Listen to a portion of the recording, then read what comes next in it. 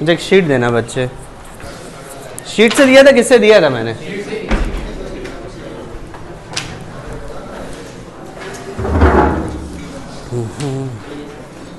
पूछना शुरू करो चलो। ठंड क्यों लग रही है भाई?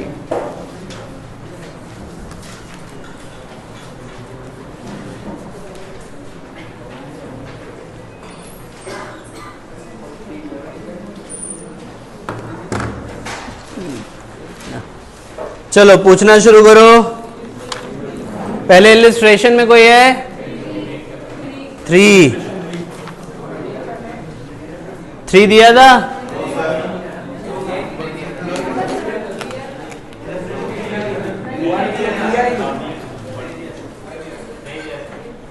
दिया है कि नहीं दिया? अब कर लेना अगली बार जब आए तो, ठीक है। अगला सवाल, ये ऑन कर दिया क्या मैंने? अगला सवाल बेटा अब करके आ जाना, अगली बार मैं डिस्कस कर दूंगा। 8 तक हो गए? In chapter exercise A second, in chapter exercise ए का सेकेंड सवाल देखो जरा।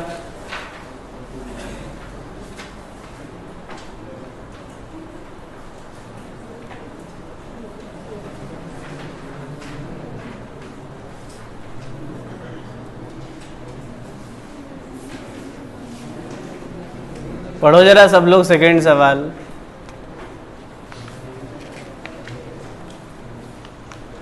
इन चैप्टर एक्सरसाइज ए की बात कर रहे हो ना? अरे कल ही तो करवाया है भाई, वाजपेयी कल ही करवाया है। तुम कहा सो रहे थे क्या? कल ही तो कॉनकेव मिरर का ग्राफ बनाया ना मैंने, याद आ रहा है? वही तो बोला है उसने, तो तुम क्या भूल गए थे क्या?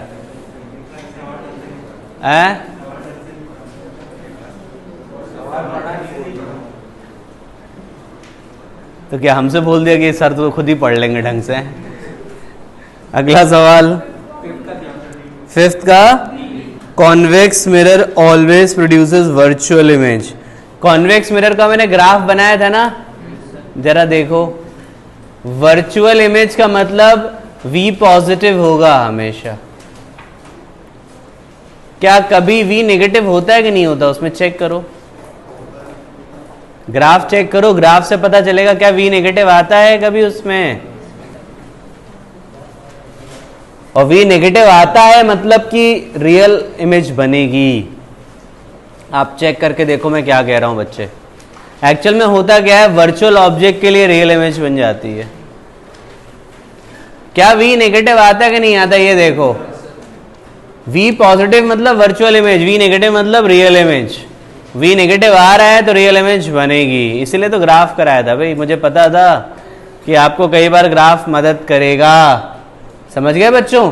ये ग्राफ का यूज है।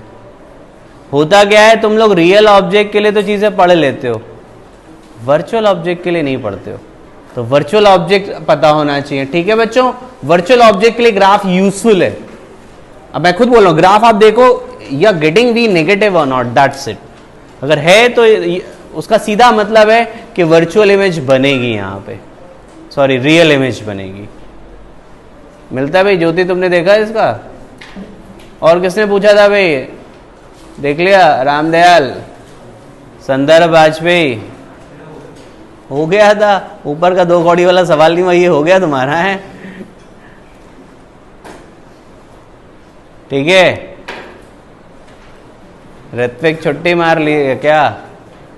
कहाँ है? अच्छा तुम इधर हो। बाकियों ने किया है बच्चों? साहिल, अगला सवाल। ए हो गया पूरा पक्का? बी में आ जाओ।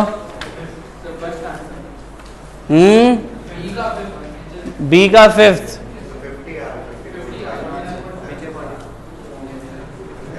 if the speed of the light in ice is इतना, what is the index of refraction, what is the critical angle of the incidence for the light going from ice to air? तो भाई C by mu होता है, C by mu equal to ये रखो, mu कितना आ जाता है? मैं आंसर मैच कर गया 1.3।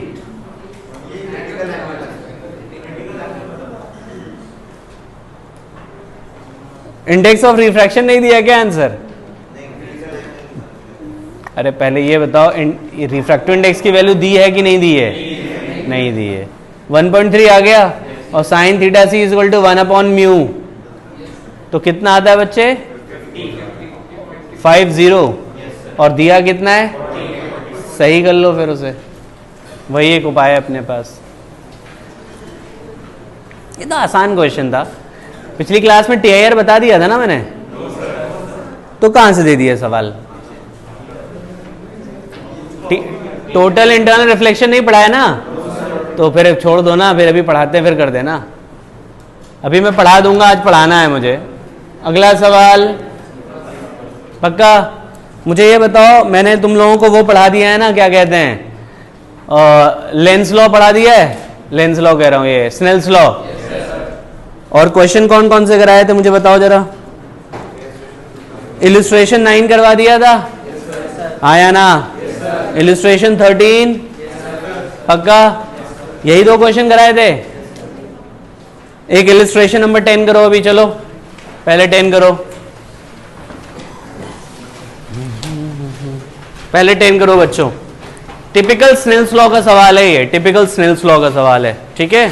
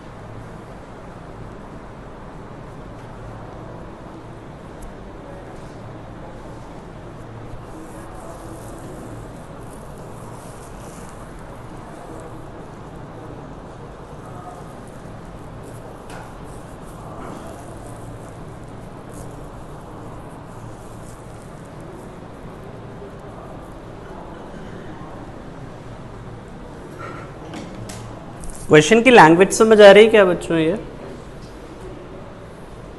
कर लिया तुमने?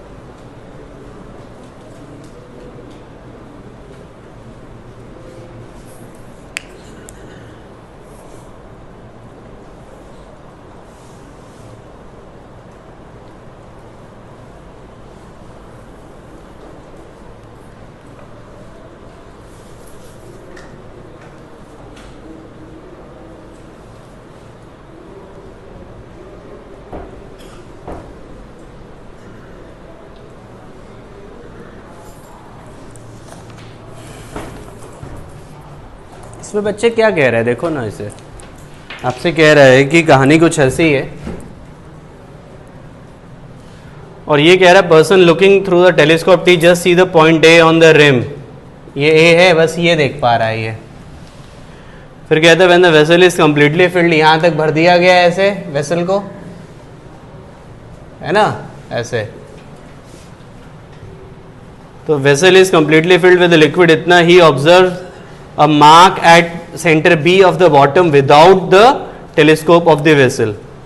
Center मतलब पहले ये देख पा रहा था, अब क्या देख पा रहा है पता है? ये देख ले रहा है, अब ये देख ले रहा है। मेरी बात समझ आ रही है? Are you getting this thing or not? इसका मतलब समझते हो क्या है? पहले भाई ये देख पा रहा था, अब ये भी देख ले रहा है। इसका मतलब समझते हो क्या है? इसका मतलब है ये कि एक minute, B of the bottom without moving the telescope of the vessel, मतलब ये है तो ये एंगल आई हुआ, ये लाइट रे तो ऐसे ही जाएगी ना ये, क्योंकि इसकी आई तो यहीं पर है और कहीं तो जा नहीं सकती है। तो ये अगर एंगल आई है तो ये एंगल क्या हो गया? आर। आर मतलब ये एंगल आर हो गया। अब तुम क्या लिखोगे? Mu sine I is equal to sine r. तुम्हें निकालना क्या है? म्यू की वैल्यू 1.5, साइन आई क्या लिखोगे? और पूछता what is the height of the vessel if the diameter of its cross section is 10 centimetre. Height of the vessel ये एच ले लो इतना। अब ये लंबाई कितनी होगी बताओ? डायमीटर कितना है? 10 है तो ये 5 हो गया। साइन आई कितना हो जाएगा बताओ जरा? Perpendicular upon root of 25 plus H square. Sine r ना हाँ ठीक है ना। और साइन आर क्या लिखोगे? क्या लिखोगे बताओ जरा? 10 ये पूरा परपेंडिकुलर अपॉन हाइपोटेन्यूज। हाइपोटेन्यूज क्या लिखोगे? Root of 100 plus H square. H निकालना है। क्या कहते हो भाई? किसी ने निकाला कि नहीं आंसर भाई? ये निकाल के देखो अभी। हाँ आई इसको क्यों लिया?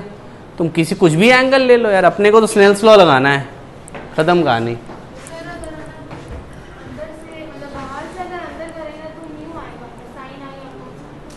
क्या बोला? फिर से बोलना।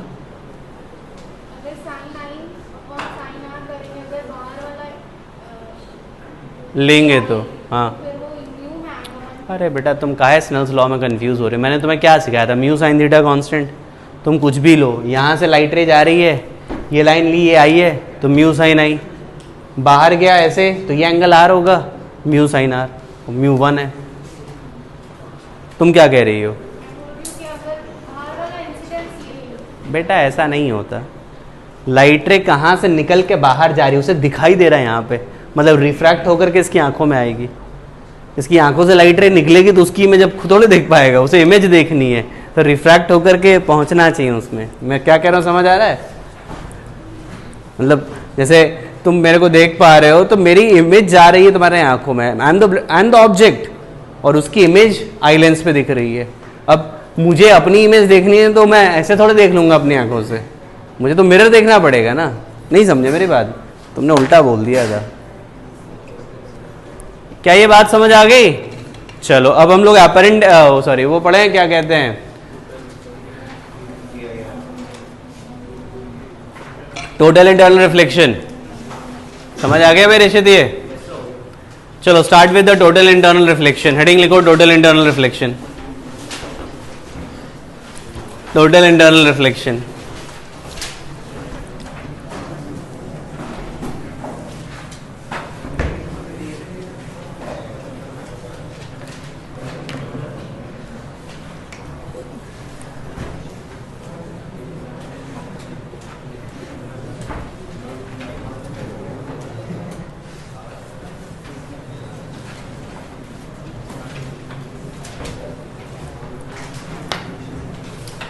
Let us start with the total internal reflection.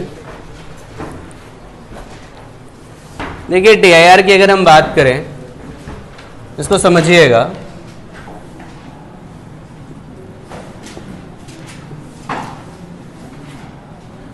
ये लाइट रे ऐसे गई, ठीक है. तुम्हें पता है कि जब भी लाइट रे डेंसर से रेयर में जाएगी तो अवे फ्रॉम द नॉर्मल, और रेयर से डेंसर में जाएगी तो बेंड टुवर्ड्स द नॉर्मल. ये पता है सभी को? मैंने बताया नहीं है वैसे, शायद बताया था. अब सुन लो. रेयर से डेंसर तो bend towards the normal, rare से डेंसर तो बेंड टुवर्ड्स द नॉर्मल, और डेंसर से rare away from the normal. याद होगा भाई, ये नहीं याद है तो अब लिख लो, ठीक है. अब ये मैंने कहा ये डेंसर है, ये रेयर है, तो अवे फ्रॉम द नॉर्मल होगा. तुम एंगल ऑफ इंसिडेंस और बढ़ाओगे तो और अवे होगा. एक समय के बाद लाइट रे बिल्कुल ऐसे जाएगी, मतलब मैं अलग से डायग्राम बना दे रहा हूं.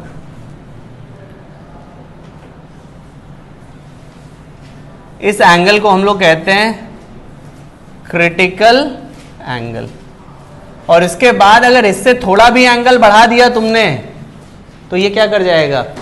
कंप्लीटली रिफ्लेक्ट हो जाएगा, जिसे हम लोग क्या कहते हैं? Total internal reflection.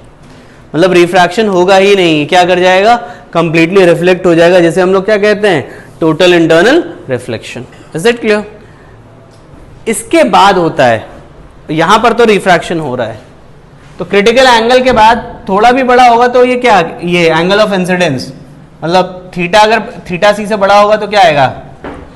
क्या आ जाएगा? TIR हो जाएगा. अब थीटा सी कैसे निकालें? तो ये μ2 है, ये μ1 है, तो μ2 sine theta C is equal to μ1. तो साइन थीटा सी क्या हो गया? μ1 बाई μ2. समझ आ गई बात? अच्छा, जनरली होता क्या है? ये 1 होता है, इसको म्यू लेते हैं, तो साइन थीटा सी की वैल्यू क्या आएगी उस केस में? 1/μ. आया ना भाई? देखो, रिफ्लेक्शन और टोटल इंटरनल रिफ्लेक्शन, रिफ्लेक्शन में तो सिल्वर पॉलिश कर देते हैं फिर रिफ्लेक्शन होता है. यहां पर तो रिफ्रैक्शन की पूरी पॉसिबिलिटी है, लेकिन एक सर्टेन एंगल से जब ज्यादा का एंगल इंसिडेंट करोगे तब जाकर के क्या होगा? ये क्या करेगा? रिफ्लेक्ट होगा. इज दैट क्लियर बच्चे? हाँ या ना? नोट कर लो इसको.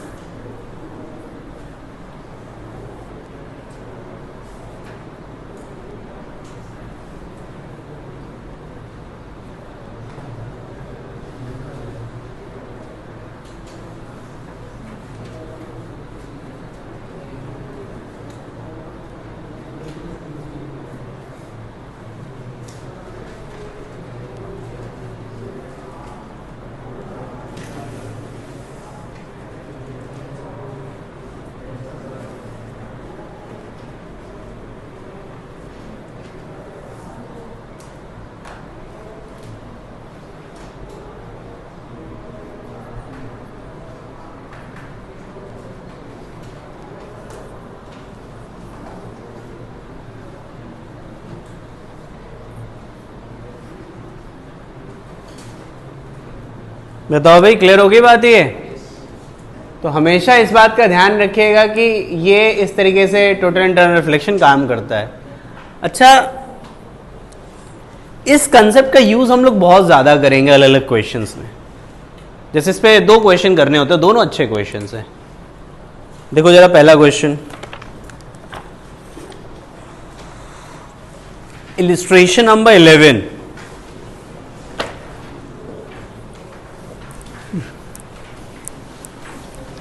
इलिस्ट्रेशन नंबर 11,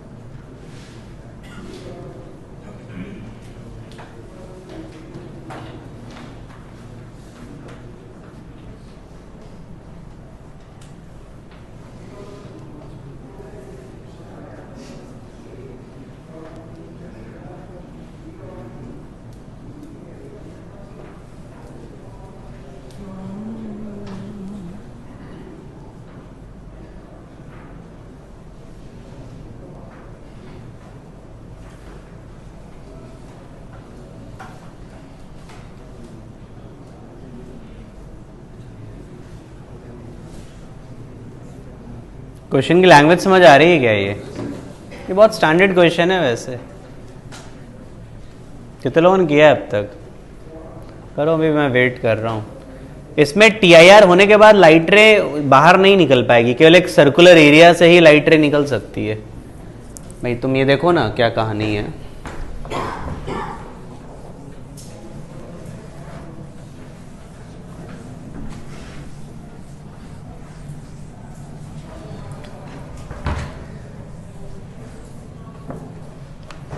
ऐसी कहानी है कुछ।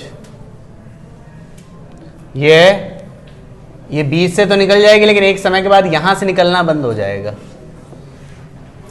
समझ आता है? क्योंकि TIR होगा और ये सर्कुलर एरिया होगा पूरा। भाई केवल एक जगह थोड़े, ये चारों तरफ से ऐसे होगा TIR। नहीं समझे मेरी बात? ये डायग्राम समझ आ रहा है तुम लोगों को? TIR होने के बाद लाइट रे बाहर निकल नहीं पाएगी, तो केवल सर्कुलर एरिया से ही रोशनी निकल पाएगी, लाइट निकल पाएगी। तो ये क्रिटिकल एंगल ये थीटा सी पता है कितना होता है ना तुम्हें, 1/μ। ये थीटा सी है तो ये क्या हो जाएगा थीटा सी। अपने को चाहिए क्या, ये रेडियस चाहिए ना, ये एच है, एच दिया है ना शायद, क्या दिया है, तो क्या लिखेंगे बताओ जरा, r upon root of R square plus H square, ये क्या हो जाएगा साइन थीटा सी, यही होगा। और इसकी वैल्यू समझ गया ना तुम लोग, अब निकाल लो यहां से, आर की वैल्यू निकाल दो। अगर रेडियस पूछा है तो यही आंसर हो गया, और नहीं तो वो पूछा है क्या कहते हैं तुम्हारा एरिया पूछा है तो पाई आर स्क्वायर होगा। क्या पूछा वैसे उसने, निकाल के देख लो। नहीं मेरी बात समझ आती है बच्चों,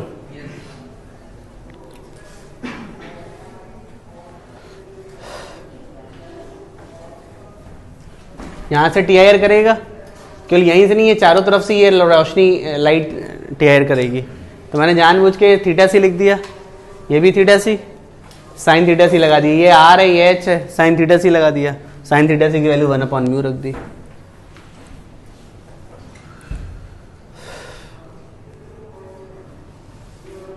हाँ भाई अभिषेक, क्लियर हो गया तुम्हें, नींद आ रही क्या तुम्हें?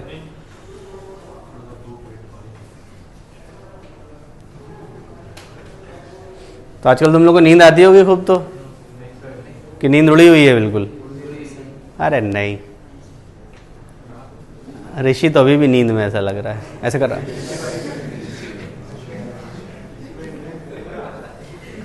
हाँ बुखार है तुम्हें, क्यों आए भाई तुम? अभी आया तो चले जाओ घर, क्या है, तुम मास्क चढ़ा लो। पता लगा कुछ हुआ होगा, तुम लोगों ने शहीद हो गए फिर। तो क्या कल बहुत ज़्यादा पढ़ाई कर ली क्या तुमने?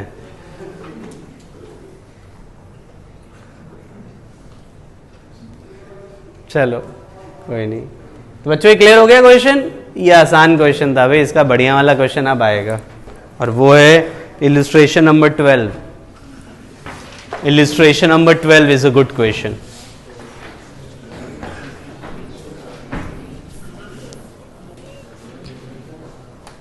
क्या हो गया ऋषि, तुम हंस क्यों रहे हो भाई?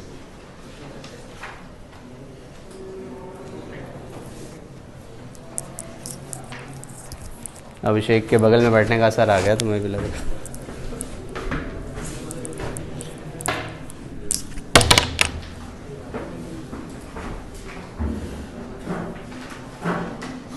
इलस्ट्रेशन 12 करो जरा।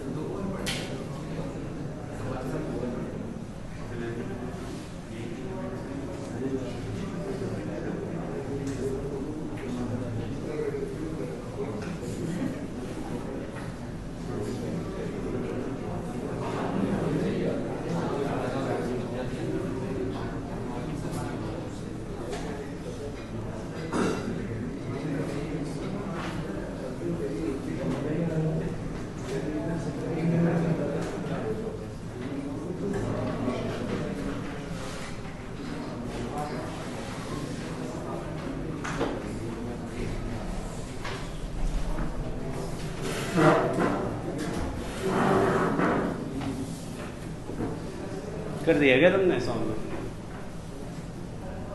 एडजस्ट कर रहे हो?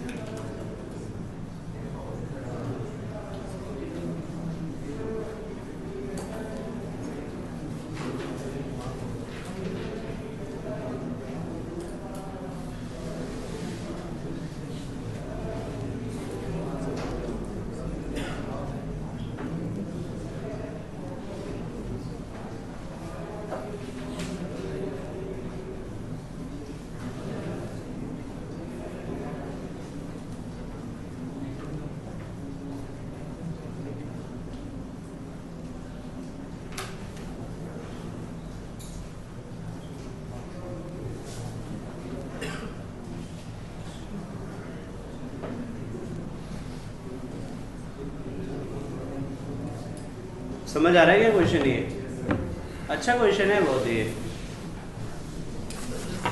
सा अटेम्प्ट कर लिया वक्त भाई तुम लोगों ने। देखो जरा इसमें ऐसे क्वेश्चन आपको बहुत सारे मिलेंगे, इसलिए इस क्वेश्चन को समझना बहुत जरूरी है। उतनी थ्योरी जितनी आपने पढ़ी, लेकिन इसका एप्लीकेशन एक अच्छा हिस्सा है और वो जानना बहुत जरूरी है, समझना बहुत जरूरी है।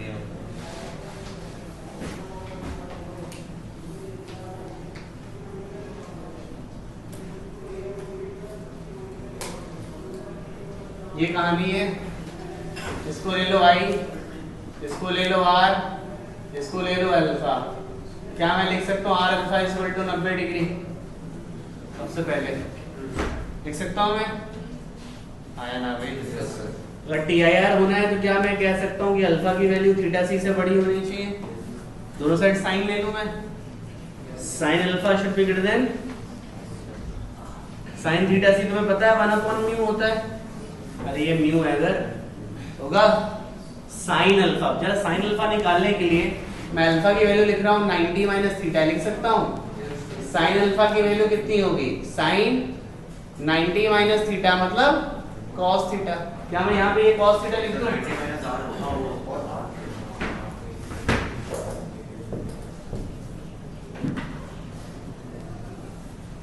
यहाँ लिख दूँ ये मैं? क्या कहते हो?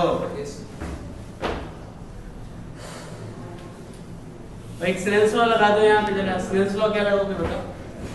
Sign I is equal to mu sine R, और साइन आर की वैल्यू कितनी हो जाएगी? Sine I by mu. हाँ या ना भाई? जरा यहाँ देखो, कॉस आर को मैं लिख सकता हूँ root of 1 minus sine square R लिख सकता हूं? और ये क्या आ जाएगा? 1 minus sine square R 1 by mu square, और साइन आर की वैल्यू क्या लिख देंगे? म्यू स्क्वायर मल्टीप्लाई किया तो क्या आ जाएगा?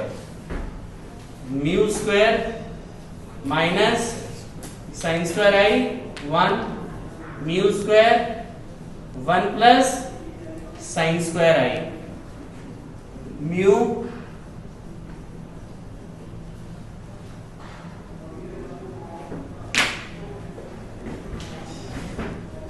ये आएगा। और इसकी मैक्सिमम वैल्यू क्या होगी? 1। इससे ज्यादा तो जा नहीं सकता। अगर इसकी मैक्सिमम वैल्यू भी मैं रख दूं तो भी अगर ये बड़ा ही आएगा, क्योंकि हमेशा बड़ा है। तो लीस्ट वैल्यू क्या हो सकती है बताओ जरा?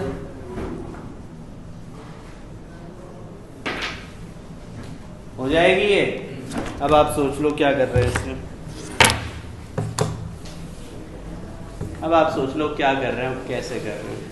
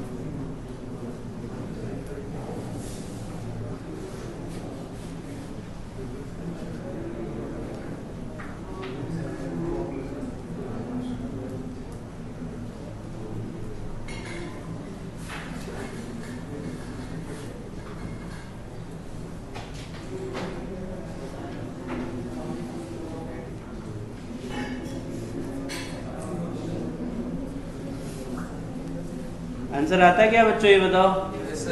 तरीका समझ आ गया? मुझे बताओ टीआईआर का बेसिक यूज समझ आ रहा है धीरे धीरे?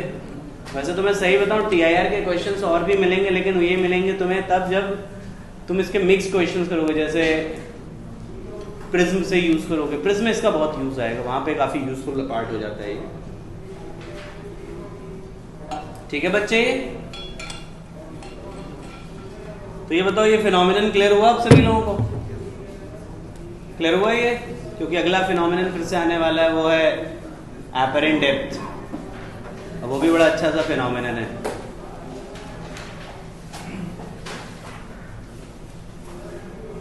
नोट कर लो पहले इसे।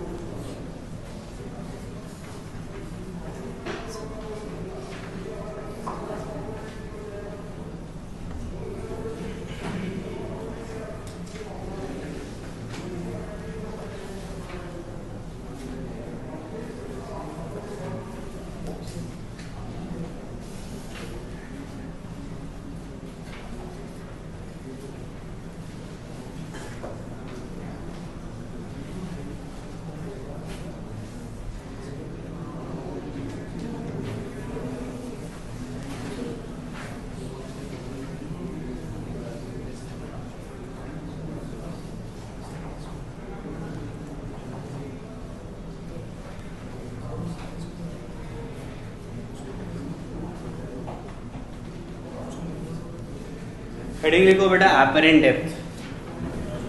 अगला हिस्सा जो पढ़ने जा रहे हैं वो एपरेंट डेप्थ का है।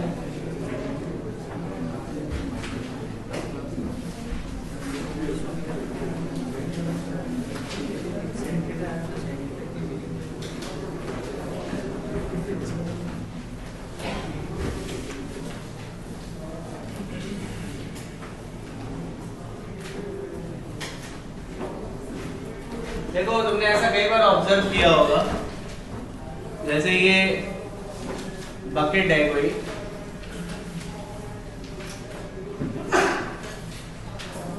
ऐसे वाटर भरा हुआ है इसमें, और मान लो यहाँ पे कोई कॉइन है या बॉटम ही है, तुम ये चीज ऊपर से देखोगे तो तुम्हें ये दिखेगा कि अपनी नॉर्मल डेप्थ से थोड़ा सा ऊपर दिखाई देगा।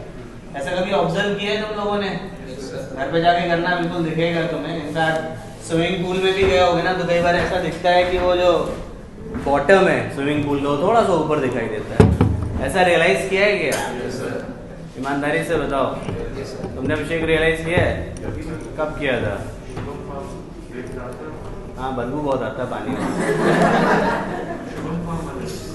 हाँ है, रिश्तेदार हैं क्या तुम्हारे? प्रमोशन कर रहे हो तुम?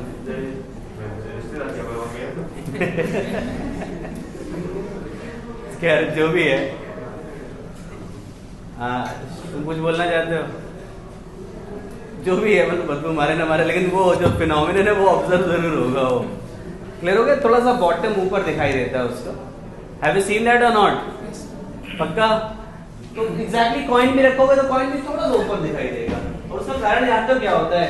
ये तुम्हें ये कॉइन नहीं दिखाई देता, एक्चुअल में तुम्हें इसकी रिफ्रैक्शन के बाद इमेज दिखाई देती है। ये तुम्हें ये दिखाई देता है, ये ऑब्जेक्ट रिफ्रैक्शन से उसकी इमेज यहाँ बनती है, हमें उसकी इमेज दिखाई देती है, इसलिए थोड़ा सा ऊपर दिखाई देता है। और ये फिनोमिनन क्या कहलाता है? Apparent depth. तो एपरेंट डेप्थ मतलब ये फिनोमिनन क्या है? ये जो डेप्थ है ना, इसको हम लोग एपरेंट डेप्थ बोलेंगे, और ये एक्चुअल डेप्थ होती है। तो हमें ये एपरेंट डेप्थ ये दिखाई देती है। Are you getting this thing? Image दिखाई देती है, इस वजह से ऐसा होता है। क्या कहते हो बच्चों? क्लियर है ये? पहले इतना डायग्राम नोट करो पहले आप लोग। बच्चों ये डायग्राम नोट करो जरा। ऐसे ही खींचने लगाऊंगा।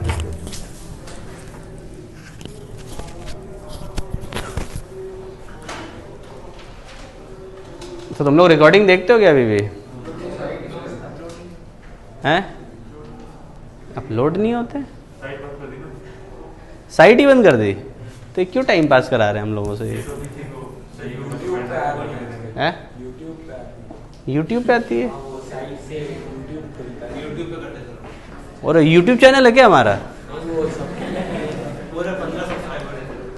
15? 21 हो गए। इतने तो मेरे इंडिविजुअल होंगे। खैर वो तो छोड़ो, खैर वो तो जिसे देखना होगा देख ही लेगा फिर। तो आईपैड पे पढ़ने में अच्छा लगता है कि मतलब ऐसे ही टाइम पास लगता है? ये मैं पूछ रहा हूँ। मैं तो ऐसा आईपैड खोलता तो उसमें तो फिर ये पढ़ाई कौन करता है? फिर पिक्चर ही देखने का मन करता है कि मूवी देख लें। ये और काम है? सबसे सस्ता है। क्या है? सबसे सस्ता है, कुछ और के काम नहीं है। ये सस्ता भी तो महंगा ही होता है यार एप्पल तो। 30,000 यार, 30,000 में तो है? वो नहीं होगा आपको। नहीं, अमीर आदमी तुम यार। 30,000 तुम सस्ता कह रहे हो, अमीर आदमी तुम है? कहाँ? यूएस से? चार्जिंग कैसे करवाते हो? लॉक कैसे खुलवाते हो? लॉक्ड होते ना चार्जिंग वाले, कुछ दिक्कत नहीं आती, सीधे यूज़ कर लिया। वहाँ का तो चार्जिंग फ्रीक्वेंसी कुछ अलग है, यहाँ का चार्जिंग फ्रीक्वेंसी अलग है। चार्ज मतलब सॉकेट से जो चार्ज करते हो जाता है? अरे चलो होगा हमारी इंफॉर्मेशन। खैर छोड़ो, ये बेटा समझ आ गया। तो अपने को ये प्रूफ करना है कि एच डैश की वैल्यू क्या है। ये देखना जरा, यहाँ पर प्रूफ देखो। प्रूफ इंपॉर्टेंट है इसलिए मैं करना चाहता हूँ, ऑब्वियसली, नहीं तो मैं करता ही नहीं। This proof is important, you know, like we have to find out the H dash. थोड़ा आंखें खुली रखना, जो लोग सो रहे हैं वो जग जाएं। ये तुम्हारा क्या होगा? आई होगा। ये क्या होगा? आर होगा। अगर ये आई है तो ये आई होगा, और ये अगर आर है तो दिखता है ये क्या होगा, आर होगा। समझ गए? ये म्यू, ये 1 या म्यू 1 म्यू 2 कर लो, ठीक है, या उल्टा कर देता हूं ऐसे, अब अच्छा लग रहा है। म्यू 2 फीलिंग आती है ना हायर डेंसिटी, इसलिए। तो mu 2 sine I is equal to mu 1 sine R. समझ गए? Is that clear?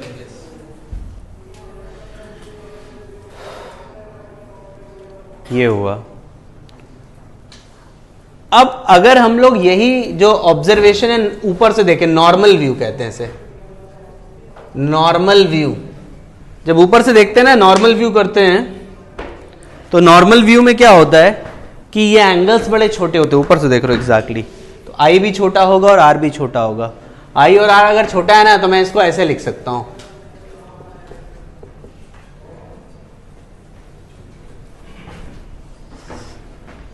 ये, ठीक है। अब जरा देखो तुम, अगर मैं इसको x ले लूं इस लेंथ को, तो देखो क्या लिखूंगा, mu 2 x upon H, mu 1 x upon H dash. देख लो जरा, tan आई tan r, और एच डैश की वैल्यू x x कट गया, एच डैश की वैल्यू क्या आ जाएगी, म्यू 1 h अपॉन म्यू 2। ये तो तब है जब ये म्यू 1 म्यू 2 है, जनरली क्या होगा, ये 1 होगा और ये क्या होगा, म्यू, तो एच डैश की वैल्यू कितनी आएगी, h बाई म्यू। क्या कहते हो बच्चे, क्लियर हुई बात? ये आया ना? नोट करो।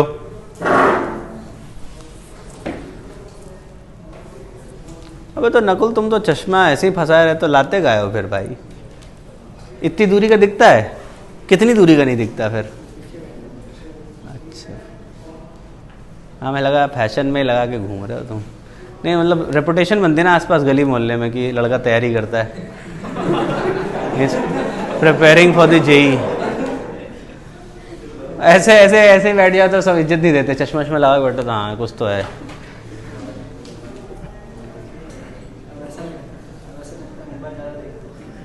अब क्या दिखता है? अच्छा,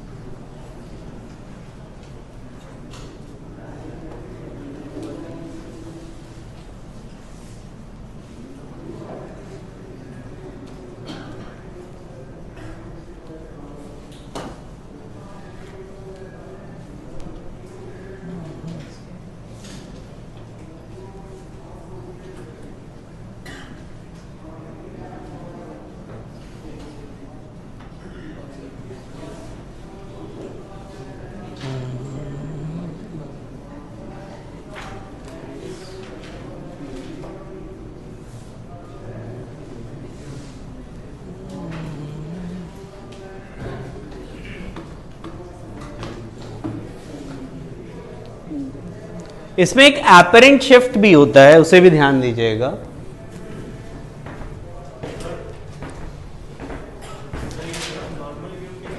जनरली इसी के लिए फॉर्मूला डिराइव किया जाता है। अगर ये नॉर्मल व्यू नहीं है तो फिर हम ये फॉर्मूला सीधे यूज नहीं कर पाएंगे, फिर आपको पूरा सॉल्व करना पड़ेगा, साइन आई और साइन आर की वैल्यू रखनी पड़ेगी। हाँ, जनरली क्या होता है, कुछ नहीं देता है तो हम लोग ये ले लेते हैं, नॉर्मल व्यू ही लेते हैं, ठीक है। यहां पर ये जो हिस्सा है ना, ये इसको हम लोग एपरेंट शिफ्ट कहते हैं कि भाई यहां से यहां शिफ्ट कर गया इमेज, ठीक है। हमें क्योंकि ये नहीं दिखाई देता, हमें ये दिखाई देता, तो हम क्या है, इतना शिफ्टिंग होगी जो हमें दिख रहा है। और एपरेंट शिफ्ट तुम समझ गए होगे क्या आएगा।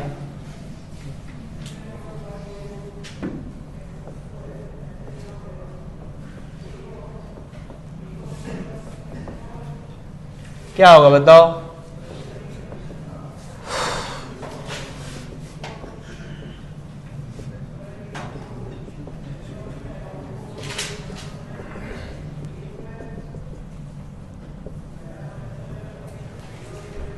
ये आएगा।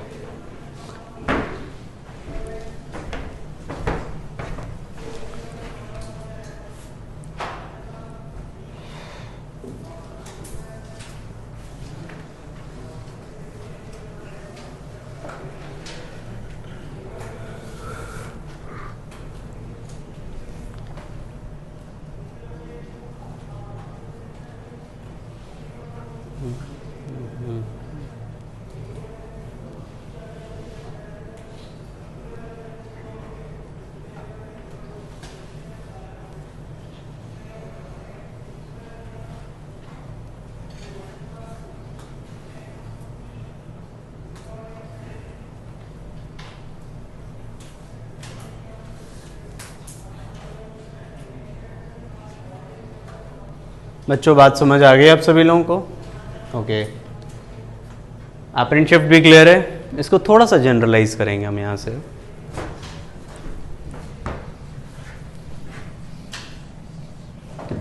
जैसे मान लो ये है, ये μ1, ये μ2, ये म्यू से देख रहा है, और यहां पे ये कॉइन रखा हुआ है, ठीक है। तो एच डैश की वैल्यू हम क्या लिखेंगे, जहां से ऑब्जर्वर देख रहा है वो रिफ्रैक्टिव इंडेक्स इनटू ये h1 है और ये क्या है h2, तो क्या लिखोगे h1 by μ1 plus h2 by μ2। ऐसे जहां से देख रहा है उसका रिफ्रैक्टिव इंडेक्स, उसके बाद h1 by μ1 plus h2 by μ2, ठीक है। नोट करो जरा इसको।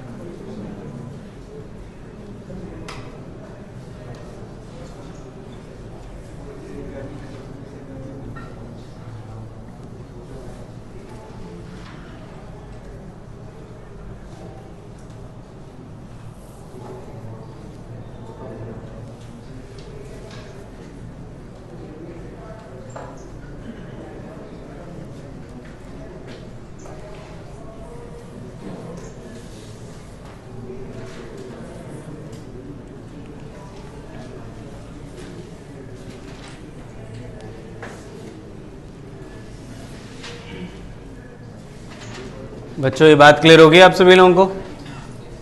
जरा एक क्वेश्चन करो इस पे, क्या दो क्वेश्चन करो इनफैक्ट।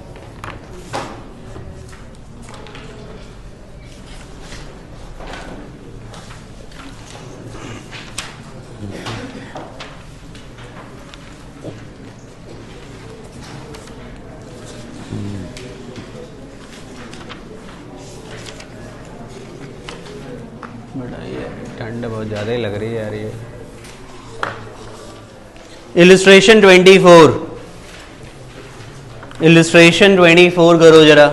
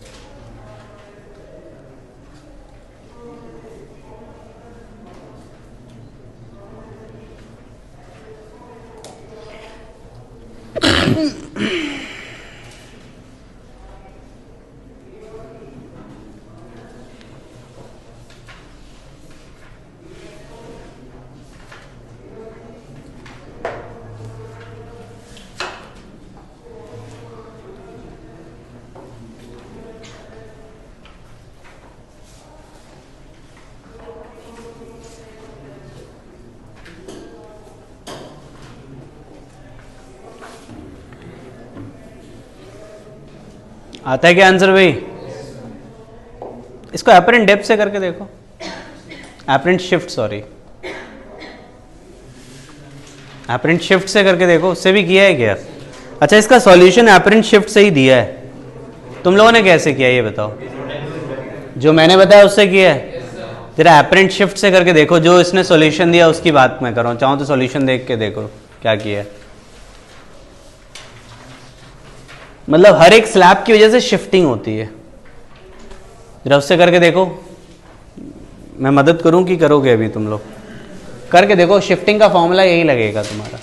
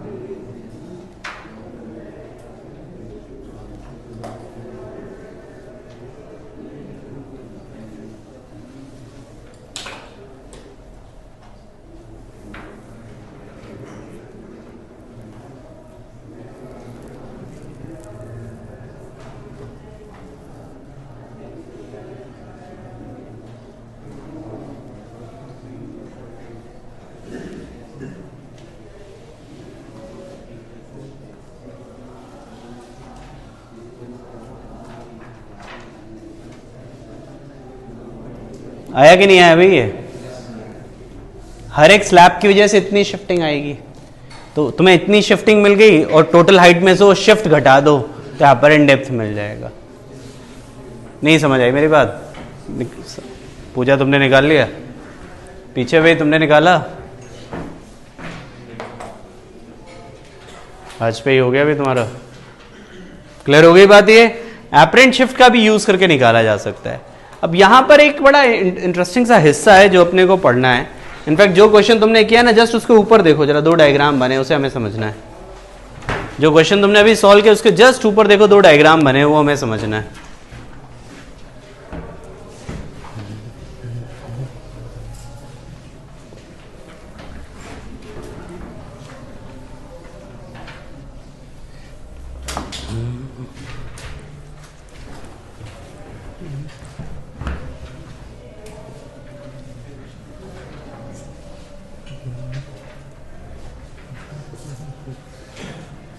जरा देखना, जैसे ये ऑब्जेक्ट है, ये स्लैब है, थिकनेस का थिकनेस टी है, रिफ्रैक्टिव इंडेक्स म्यू है। यहां से लाइट रे चली, अब क्या होगा? बेंड टुवर्ड्स द नॉर्मल होगा। उसके बाद क्या होगा? क्या होगा भाई? अवे फ्रॉम द नॉर्मल, ये आएगा। ये एक तो रिफ्रैक्टेड लाइट रे, एक रिफ्रैक्टेड लाइट रे सीधी वाली, इन दोनों का इंटरसेक्शन क्या देगा? ये ऑब्जेक्ट है तो ये क्या देगा? इमेज। ऑब्जर्वर अगर यहां पर है ना तो उसे ऑब्जेक्ट नहीं दिखाई देगा, उसे क्या दिखाई देगा? इमेज। मेरी बात समझ रहे हो मैं क्या कह रहा हूं? अरे भाई ग्लास स्लैब है, ये पॉइंट है, इसकी इमेज ये देख रहा है, इमेज यहां पर है। इमेज में जो शिफ्टिंग आती है ना वो कितने की आएगी?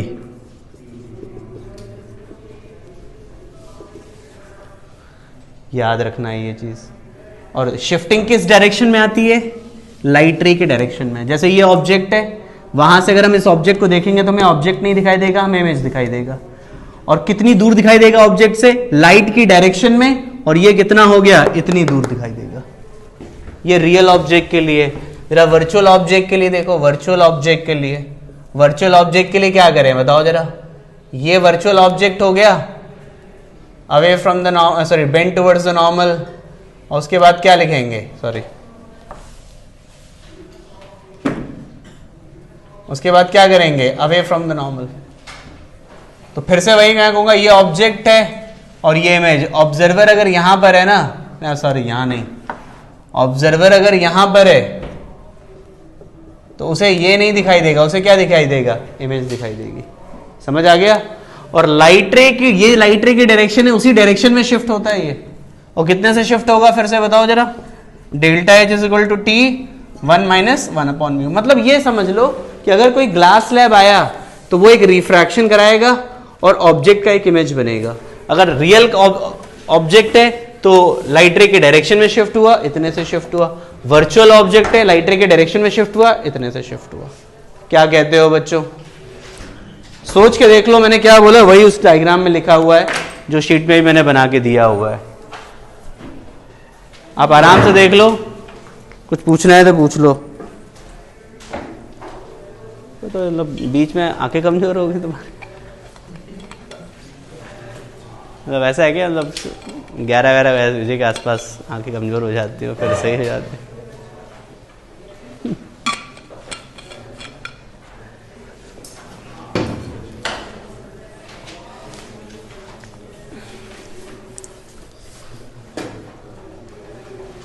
सोच के देखो बच्चों, द इंपॉर्टेंट थिंग इज कि क्या किया है मैंने। पहले आप इस कंसेप्ट को समझो, क्वेश्चन तो इसके बाद हम लोग देखेंगे।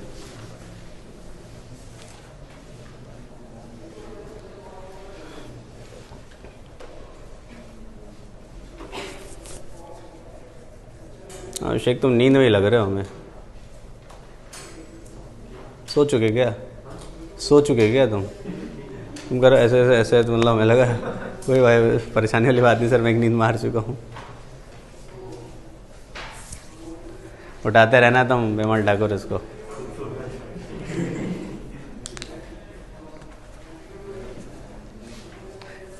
तो कल केमिस्ट्री में कैसे जगोगे? हम तो ये सोच रहे हैं कि 8 घंटे क्लास में तुम अपना मुंह रंग लेना, जैसे टीचर पहचान ना पाए तो कौन सो रहा है। हाँ बेटा बोलो जरा मानविंदर, तुम क्या कह रहे हो? तुम दूसरे केस की बात कर रहे हो क्या? यार बच्चे एक्चुअली ये जो ऑब्जेक्ट होता है ऐसे रखा नहीं हुआ होता है। ये लाइट रे कहीं से आके कन्वर्ज होती है, तो ये जैसे एक रखा हुआ, जैसे तुम एक रियल ऑब्जेक्ट हो, लेकिन तुम्हारी इमेज अगर मिरर में बनेगी और वो ऑब्जेक्ट का काम करेगी तो वो रियल ऑब्जेक्ट नहीं है, वो खुद ही एक वर्चुअल चीज है। मैं क्या कह रहा हूं, समझ आ रही बात? तो ये फर्क है। तुम उसे वैसे देख रहे हो, रियलिस्टिक होकर देख रहे हो कि ऑब्जेक्ट रखा है वही देख ले भाई, क्यों उसकी इमेज देखेगा? Are you getting this thing? ऐसा नहीं है। Is it clear?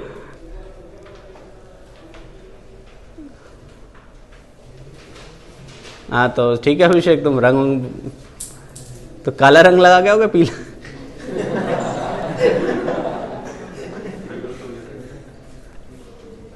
तो तुमने भूल भुलैया देखी तुम लोगों ने अक्षय कुमार वाली?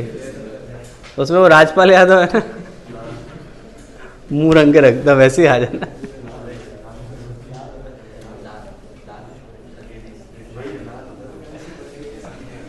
बहुत ध्यान से देखा है इसने। रोज शाम को? रोज थोड़े यार, तुमने तो सूर्यवंशम बना दिया उसको। सूर्यवंशम तो सबने देखी होगी, सेट मैक्स पे, अमिताभ बच्चन वाली। अरे भाई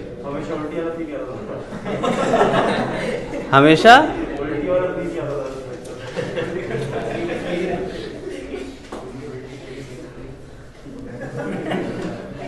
वो तो जैसे आप चैनल चेंज करते हो ना कभी, तो मैं तो अक्सर देखा, एक आध बार तो दिख ही जाती है दिन में।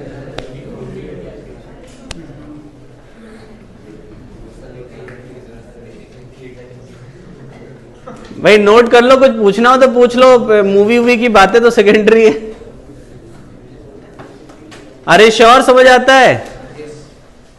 रामदयाल भाई हो गया तुम्हारा? सौम्य क्लियर है तुम्हें? अगले सवाल का जवाब देना है तुम्हें फिर। Illustration 25, it's a very good question, JEE में भी आ चुका है, हर जगह मिलेगा तुम्हें।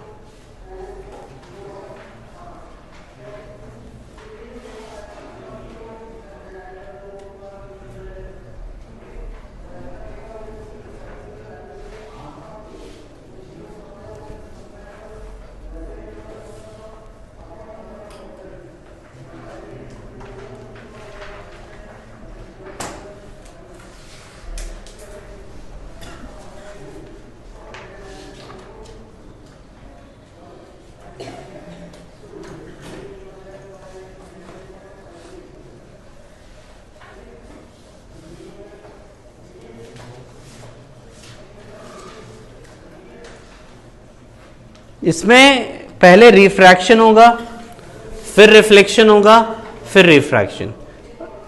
डायग्राम तुम देख लो सॉल्यूशन का बस, दैट विल हेल्प यू।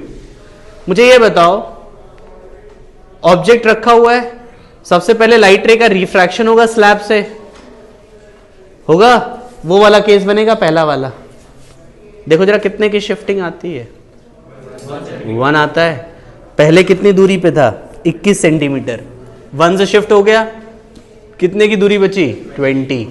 मतलब इसकी वजह से इससे ऐसा रिफ्रैक्शन हुआ, ये 1 सेंटीमीटर शिफ्ट कर गया। अब ये ऑब्जेक्ट का काम करेगा मिरर के लिए, जो कि 20 सेंटीमीटर की दूरी पे। तुम एक काम करो, जरा मिरर फॉर्मूला लगाओ, 1/u + 1/v = 1/f। जरा मुझे v निकाल के दो जरा। कितना?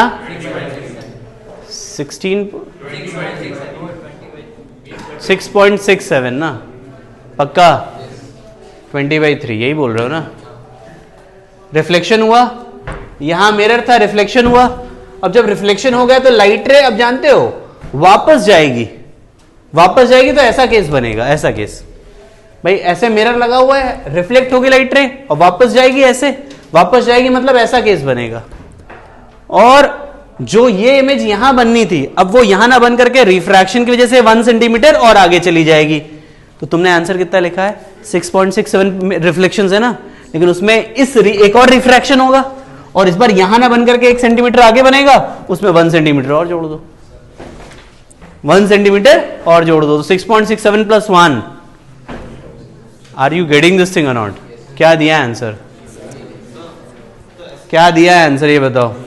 1 जोड़ा है उसने। क्या ये बात क्लियर हो गई? हाँ भाई, तो आपने कहा पहले रिफ्रैक्शन होगा, फिर रिफ्लेक्शन होगा, फिर वापस रिफ्रैक्शन होगा, तो उसके बाद में ये इससे वापस नहीं कटेगा।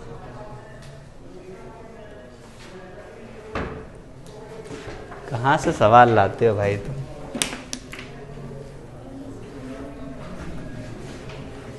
ये गया, यहां हिट किया, फिर रिफ्लेक्शन हुआ, फिर ऐसा केस बना, ठीक है, ऐसा बना।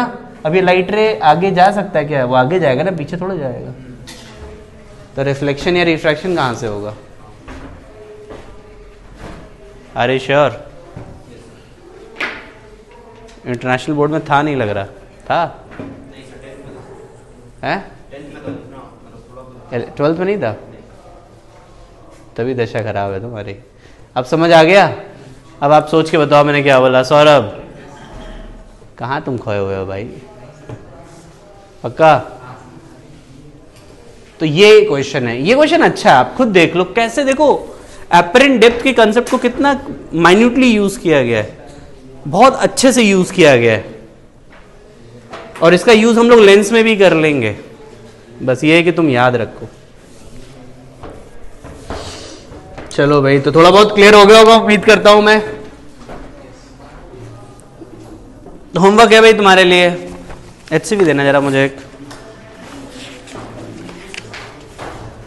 HCV से है होमवर्क, ज्यादा होमवर्क नहीं है लेकिन थोड़ा है। एपरेंट डेप्थ के कुछ क्वेश्चंस मैं दे रहा हूं, TIR के 1-2 दूंगा मैं, करो जरा। मतलब होमवर्क है, page number 401, page number 401, question number 5, page number 401, question number 5, question number 8,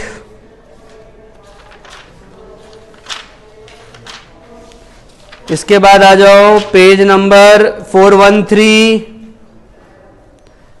page number 413, question number 15 से लेकर के 21, क्वेश्चन नंबर 15 से लेकर के 21, ठीक है।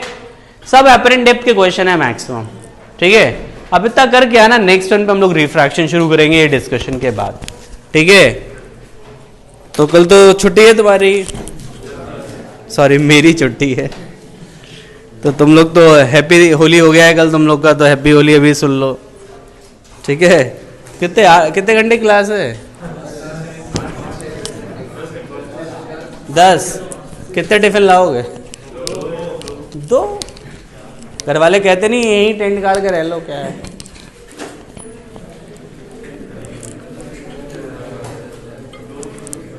और जिसको भूख लगती हो बेचारा वो क्या करेगा? वो तो बड़ा वाला टिफिन लेके चलेगा, मतलब एक बड़ा वाला, बिल्कुल नहीं वो बड़ा सा आता है, 6-7 स्लॉट्स के होते हैं, आराम से हर 2 घंटे बाद एक टिफिन गायब। क्यों सौ में तुम कितने टिफिन लाओगे? घर वाले पता, घर वालों ने पूरा वो कुकर ही दे दिया, लिए जाओ चावल बना दिए और एक वो टंकी दे दी, उसी में दाल रखी हुई है, खाते रहना, दाल चावल खाओ।